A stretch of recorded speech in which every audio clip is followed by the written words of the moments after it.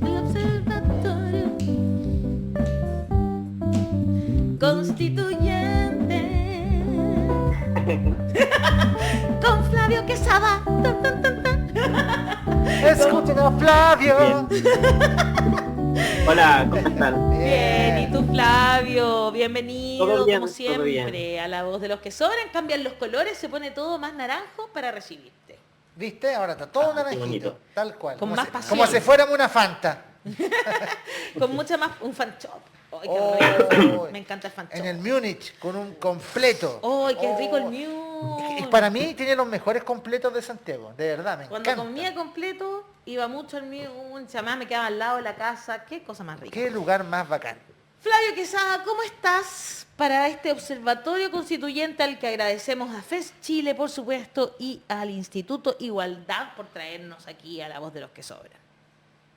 Bien, todo bien.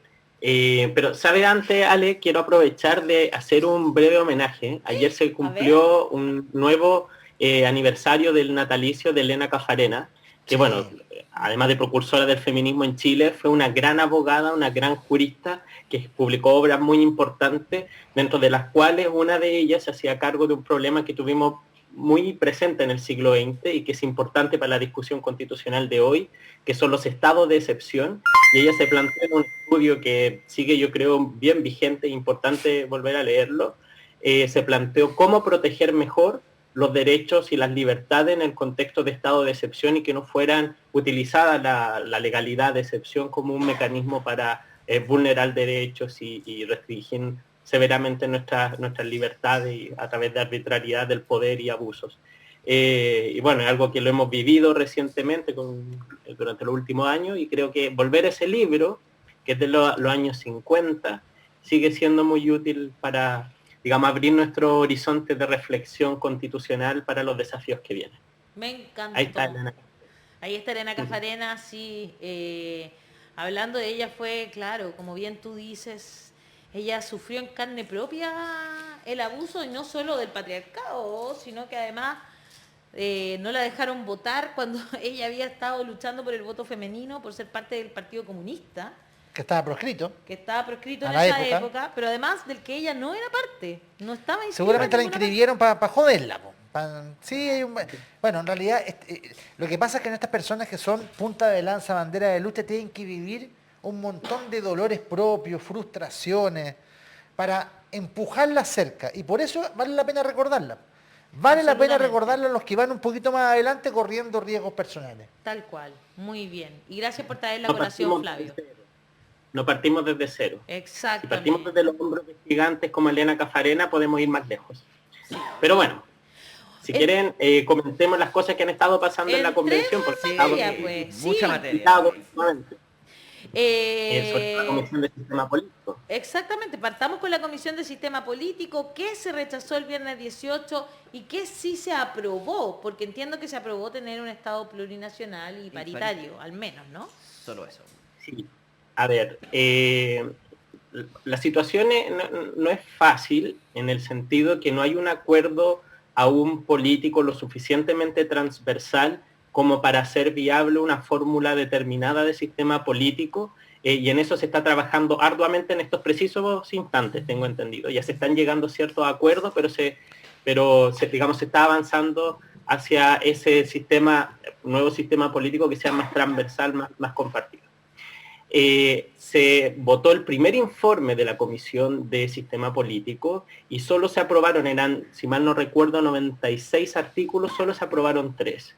Y estos 3 artículos que se aprobaron y que ingresan al primer borrador de propuesta de nueva Constitución establecen a grandes rasgos 2 cosas, y que me parecen avances importantes. Uno, un mandato para que el legislador proteja e incluya en la participación política a los grupos históricamente excluidos o desaventajados que requieren especial protección.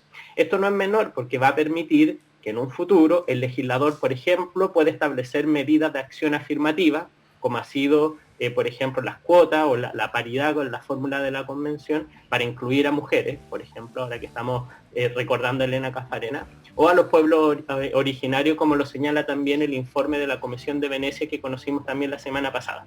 Eso me parece importante. Y lo segundo, coincidente también con la fórmula de Estado plurinacional, que también se aprobó hace unos días atrás, se reconoce esa fórmula como parte integrante también de nuestro sistema político.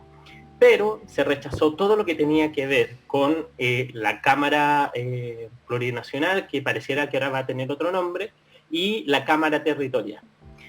Sin embargo, creo que hay que contextualizar también esta discusión, puesto que si bien no hay acuerdo, sí hay podríamos decir, un marco implícito de acuerdo dentro del cual se da la discusión. A ver. Y eso ya lo hemos visto antes. Y ese marco implícito de acuerdo es que, uno, el régimen será presidencial, pero atenuado. Y dos, tendremos bicameralismo, pero será asimétrico. ¿Y cuál es la discusión que se da en ambos casos? Respecto del presidencialismo, bueno, ¿cómo lo vamos a atenuar? Y ahí las fórmulas que se han estado discutiendo y que nos generaron consenso es, por un lado, incluir la fórmula de un vicepresidente o vicepresidenta en una conformación paritaria, es decir, que el presidente de la República de un género, vicepresidenta o vicepresidente de otro, debe ser paritario, y un ministro de gobierno como una especie de primer ministro que tenga funciones políticas de gobierno más importantes. Eso no ha cuajado bien en lo que se está discutiendo y fue uno de los nudos complejos de la semana pasada. Dos, respecto del bicameralismo, ¿cuántas atribuciones va a tener la segunda Cámara? Y ahí, digamos, las directrices son dos. Por un lado, se señala tiene que ser una Cámara de representación de las regiones. Por eso se le está denominando Cámara Territorial, aunque entiendo que se está conversando cambiarle el nombre. Okay. Representante de las regiones. Y dos, ver qué peso va a tener en la legislación, si va a tener también un rol importante en la tramitación de la ley o no, y eso es lo que se está discutiendo y en eso no hay acuerdo. Pero como ven, el desacuerdo es en estas cosas. Pero, Flavio, más o menos se superpone cierto acuerdo. Hablábamos recién con Mauricio Daza y nos decía que lo que está de fondo de esta discusión era la intención de los partidos tradicionales de disfrazar esta Cámara de un segundo Senado, entregándole atribuciones que permanezcan como refugio del poder, colocando ahí al Partido Socialista como uno de los más interesados en que persevere el Senado. Nos plantea otra cosa también, y me gustaría conocer tu opinión, porque nos decía, a ver, hay 3 días legales hasta el sábado para reponer este acuerdo y llegar con una propuesta, y si no es así, tendremos que buscar otra fórmula. ¿Qué otras fórmulas tiene el reglamento para, en caso de que vuelva a fracasar el trabajo de la comisión, resolver estas materias? A ver, son preguntas difíciles. Respecto a lo primero, un comentario. Yo creo que hay que hacer una distinción porque esta discusión se ha ensuciado un poco. A ver, es cierto, nadie puede negar de que hay intereses de los poderes constituidos en cómo van a quedar ellos en lo que viene. Eso es un dato que no se puede negar y eso yo creo va a pesar más que las normas de digamos, disposiciones permanentes de la Constitución en las transitorias. Y algo que todavía no se discute. Y digo separar eso porque eso, si bien es cierto y no lo niego, también es cierto que hay buenas razones, se han dado buenos argumentos y hay una discusión de sistema político genuino, de si queremos o no un sistema bicameral y cómo ello se encaja en un sistema presidencial. Y esa discusión sobre, por un lado, darle un rol de representación de las regiones y dos, un espacio de racionalización de la ley, es creo donde debiese centrarse principalmente la discusión, digamos, para elevar nuestro nivel de debate, porque lo que de verdad está en juego, lo que tiene que zanjar es la Comisión de Sistema Político. Y lo segundo, se me acaba de ir. Lo que decía Daza, mira, si esta cuestión el sábado no llegamos a acuerdo, vuelve a fracasar, hay que buscar otra fórmula. Pero ¿cuáles son esas otras fórmulas? ¿Qué dice el reglamento? A ver, él hablaba de cambiar los miembros de la comisión, de partir de cero en otra comisión. Ampliar la comisión. O ampliarla. Eso, bueno, está por los plazos, está bien complejo poder hacer algo como lo que él señala. Y depende, porque como ya se trabajó en las comisiones y el reglamento ya se implementó y ya están elaborándose las propuestas, no veo viables, pues habría que cambiar el reglamento, me parece. A ver, creo que al final del día el gran problema que hubo con el primer informe no fue tanto quizás el desacuerdo, las reacciones, sino que parece que se trabajó en una en una lógica a ver, yo te doy algo, yo quiero parlamentarismo, yo quiero presidencialismo, entonces dame unas atribuciones de parlamentarismo, dame unas atribuciones de presidencialismo, y fueron negociando. Entonces no es un sistema que encaje, que cuaje bien. Sería deseable que, bueno, aquellos que, por ejemplo, no sé, proponen, que yo creo que ya no es viable porque no tiene los votos de la convención, un sistema parlamentario, bueno, que lleguen con una propuesta que sea coherente, completa. Y eso es lo que es necesario hoy en día discutir. Yo no soy tan catastrofista, quizás como el convencional Daza, en el sentido de que no se pueda llegar a un acuerdo. Yo creo que sí es posible, considerando también que si en este informe, o sea, si que no se aprueba un sistema político, una constitución sin sistema político, no es constitución. O sea, esto es un tema medular de la propuesta. Tiene que ir, y yo espero que se llegue a ese acuerdo. Y bueno, posibilidades posteriores hay. Es que hay un punto que no se ha mencionado mucho en el debate, y es que la Comisión de Armonización, a ver, una vez que se aprueben todas las normas y tengamos el primer borrador de nueva Constitución, hay dos oportunidades para generarle cambios que no son solo de redacción, sino que también de coherencia de sus contenidos. Perfecto. Una que en la misma Comisión de Armonización, que va a estar integrada por convencionales, que puede realizar propuestas.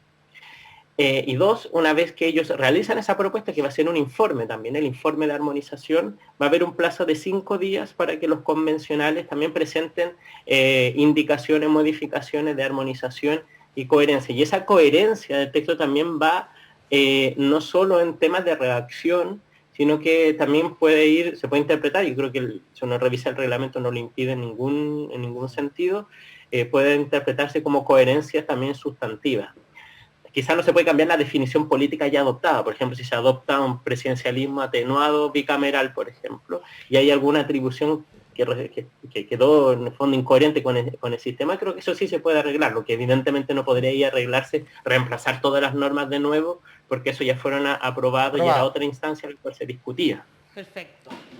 Sí, yo creo que tenemos que volver a las críticas originales que existían sobre el sistema político chileno, que fueron la inspiración del trabajo del proceso constituyente en crear un nuevo sistema político. ¿Por qué había tanta rabia contra el sistema político? ¿No? Porque hay un hiperpresidencialismo. Tuvimos un presidente Piñera que estaba violando los derechos humanos y no había institucionalidad para frenar eso. Hiperpresidencialismo, primer problema. Segundo problema, un Senado conservador que iba punto por punto bloqueando los grandes cambios para los cuales existían mayorías legislativas y mayorías ciudadanas, y no se podía expresar porque el Senado fue un bloqueo conservador constante. Y un tribunal constitucional que estaba siendo el último cerrojo en ese proceso. Entonces, final hiperpresidencialismo, final Senado, final TC, esos son demandas que fueron populares, fueron demandas que estaban impulsando este proceso.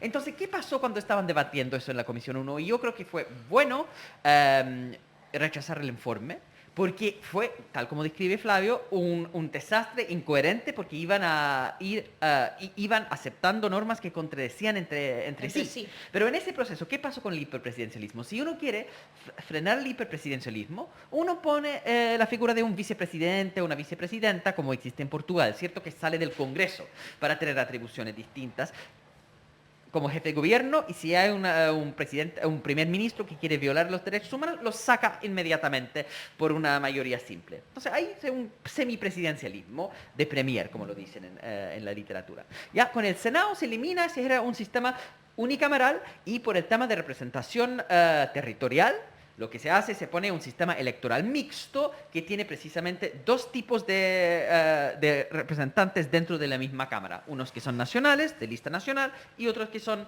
de región o de arraigo territorial.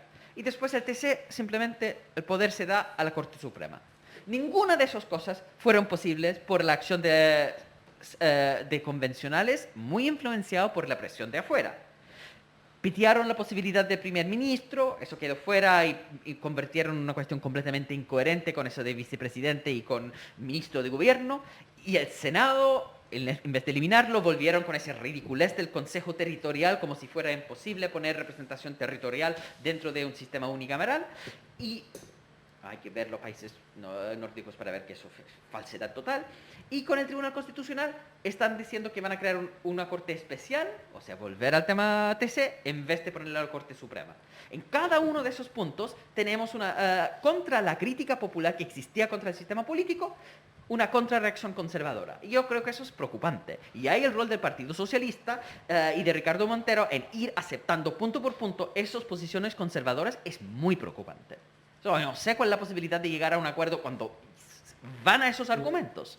¿Qué piensas tú, Flavio, sobre esto? Creo que hay que matizar un poco. Mira, justo ayer estaba leyendo este libro, es un clásico, entiendo, de la historiografía chilena, se llama El movimiento obrero en Chile, de Fernando Ortiz. Ya. Qué interesante este libro, Sí. porque narra precisamente el momento en el cual surgen las culturas o tradiciones históricas de la izquierda chilena.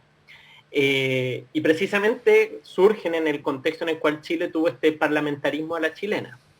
Y precisamente estas dos tradiciones que se entroncan digamos, al origen del movimiento obrero en Chile, surgen con una crítica radical al parlamentarismo.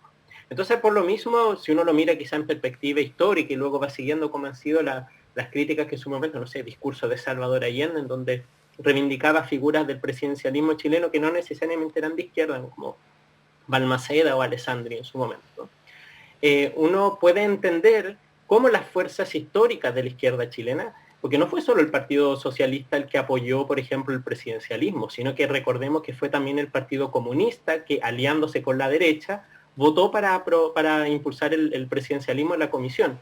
Y yo no reprocho aquello, y lo entiendo en el sentido que en el contexto de las tradiciones históricas de la izquierda chilena, la visión sobre cómo realizar cambios, transformaciones en Chile, ha apostado por un régimen en el cual el poder se ejerza con cierta centralidad a través del presidencialismo. Y eso fue en el fondo la vía chilena del socialismo también, en el gobierno de la Unidad Popular. Entonces, por lo mismo creo, y es lo que hace esta discusión también más compleja, que efectivamente, y es importante reconocerlo con lealtad y con respeto también, que existen visiones distintas en la izquierda. En la izquierda tradicional existe una visión que podríamos decir, y ojo, hay otro rasgo también, más favorable al centralismo, ojo, y al presidencialismo, por parte de las izquierdas tradicionales. ¿Y por qué es esto? No es porque, sean ni conservan, no, porque se piensa que la forma de impulsar las transformaciones es a través de un poder que tenga esas características y a la hora de que se alcance ese poder, impulsar las transformaciones. Eso por un lado. Y por otro, respecto al Tribunal Constitucional, y ahí sí, quizás vamos a alcanzar hoy día a lanzar titulares, porque esa es una bonita discusión interesante. Hay dos propuestas. Nadie ha planteado eliminar el control de constitucionalidad en Chile. Claro. Partamos de ese supuesto. En cierto sentido podemos decir en Chile va a haber jurisdicción constitucional, va a haber un, digamos, entre comillas, tribunal constitucional, corte constitucional. El problema es que ¿quién lo va a hacer? Unos dicen, miren, aquí hacémosle esto a la Corte Suprema y en Chile el Tribunal Constitucional va a ser la Corte Suprema con menos atribuciones. Y otros dicen, no, lo que vamos a hacer es vamos a crear una jurisdicción especial con menos atribuciones, y de hecho le vamos a llamar hasta de otro nombre. Y ahí también las visiones de la izquierda son contrapuestas, porque hay algunos que desde la izquierda dicen lo siguiente, ojo, y que me parece un buen argumento tenerlo en consideración, y es que la cultura judicial, hay un libro, otro autor importante, porque justo lo he estado trabajando este último tiempo, de Eduardo Noboa Monreal, se llama El derecho como obstáculo al cambio social. Es un gran libro. Un clásico de la izquierda jurídica en Chile. Bueno, se dice, y ese libro lo retrata muy bien, porque él, tuvo un rol importante en el gobierno de la Unidad Popular, como la cultura de los jueces es particularmente conservadora y reacia a los cambios. Y lo hemos visto ahora, lo hemos visto este último tiempo, digamos. No hay que dejar de considerar, por ejemplo, la Corte Suprema se comporta como juez, en el fondo apegada al derecho, claro, tiene resoluciones que están socialmente aceptadas, pero su conformación es por parte de la Corte Suprema. Pero se apegan a la ley, no hacen las locuras que hace el Tribunal Constitucional, eso lo reconozco. Entonces, ¿qué es lo que plantean ciertos sectores de la izquierda? Dicen, mira, es mucho más fácil, o sea, no sé si más fácil o es más probable tener una judicatura que defienda la Constitución, que la implemente y que sea más permeable a las exigencias ciudadanas, si es especializada y fuera de la cultura judicial. En cambio, otros dicen, no, la verdad esto hay que limitarlo al máximo posible, que eso lo resuelva el Congreso, que tenga más atribuciones, que no esté tan controlado, y que esto lo hagan los jueces pues, de forma bien predecible y muy, muy, muy acotada. Pero esa es en el fondo la discusión. Yo no niego que existen intereses en esto y en otras cosas de los poderes constituidos. Una cosa obvia, si hay gente que trabaja en eso, tiene intereses, es evidente. Pero eso yo creo que se va a manifestar más en las normas transitorias. No es menor también, creo, asumir la discusión con, digamos, lealtad en el argumento del otro, en el sentido de que hay buenas razones, o al menos existen razones, para defender otra postura. Ahora, en el tema del TC, definitivamente el Tribunal Constitucional como tenemos, hoy, eso murió. Claro. Nadie defiende eso, murió. No, pero hay algunos que creen que es la única manera Por el momento. y hay algunos también que pensamos, como en otros países, que estos son temas que debe resolver la Corte Suprema y no hay ningún problema en eso. Hay países que lo hacen de esa forma y no hay escándalo, como los que sí se han generado por la excesiva politización que en un minuto, en este en particular, ha tenido un tribunal constitucional. Así que hay que perder el miedo a eso. Hay que perder el miedo al debate, eso es lo bonito. Mira, yo quisiera, la situación de la Comisión de Sistema Político es muy compleja porque una constitución sin sistema político no es constitución. Pero yo creo que vamos a llegar, hay poco tiempo, corre contra el tiempo a lograr los acuerdos. Yo tengo la esperanza que se va a lograr. Pero hay algo que quisiera también rescatar. Estamos teniendo estas discusiones sobre cosas que muchas veces no entendemos.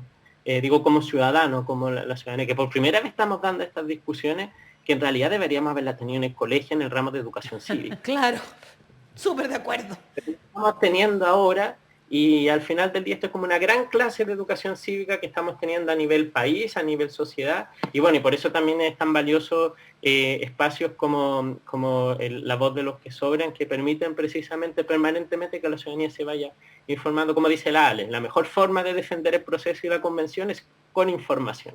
Así es. Gloria Alicia dice, unicameralismo es lo que la mayoría queremos. ¿Cuál es la idea de insistir en el unicameralismo y medio? Así lo llamó ella.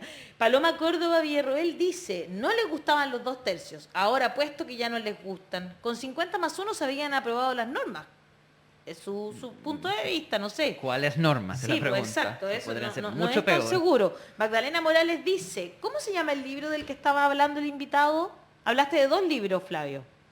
Ah, sí, Que se muestren llama los el movimiento obrero en Chile, no sé si se alcanza a verlo. No, tienes que ponerlo. El movimiento obrero en Chile de Fernando Ortiz, y el otro es uno que es difícil de encontrar, pero se llama El derecho como obstáculo al cambio social, de Eduardo Novoa Monreal, que fue asesor jurídico de Allende y un jurista, era profesor en la Universidad de Chile, luego en México. Y el autor del concepto de los resquicios legales, un genio realmente interesante. Tiene sus obras completas, ahí está el libro, esa es la forma más fácil que encontrar ese texto, que sí, es difícil de sacar, pero es realmente un gran libro.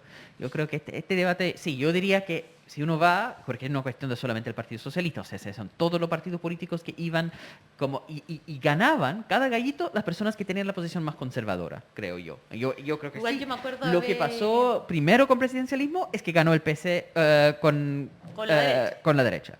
Después porque la única cosa que quedó de esa propuesta, después de que eliminaron la propuesta semipresidencial y se quedó el presidencialismo duro, es que dijo, bueno, pero va a ser unicameral por lo menos. Y después empezó el otro gallito y ganaron el bicameralismo. O sea, cada vez va ganando la posición más conservadora dentro de esa cuestión. Y eso es transversal en ese debate. Entonces, cuando hablamos de debatir, sí es cierto que no hay que enfocarse en un grupo específico, pero hay un problema general de donde hay un fuerte arraigo del no cambio, de volver a lo que siempre hemos tenido. Y el sistema chileno del mal parlamentarismo, que Chile nunca ha tenido parlamentarismo, lo que ha tenido es semipresidencialismo mal diseñado, que ellos llamaban. Imperfecto.